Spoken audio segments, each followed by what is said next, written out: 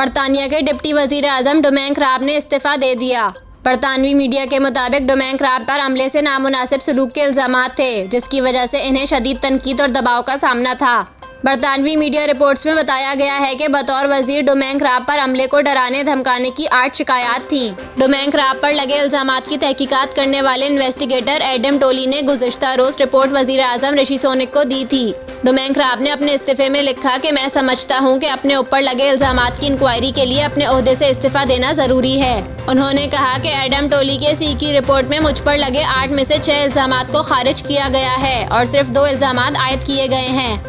Mustafa deputy वजीर आजम ने कहा कि मैंने अभी तक अपने ऊपर लगे इल्जामात वाली रिपोर्ट नहीं देखी। जब हमें रिपोर्ट मिलेगी तो फिर देखेंगे कि इसमें क्या इल्जामात हैं। ताहम इन 2 इल्जामात में भी नकाइस हैं।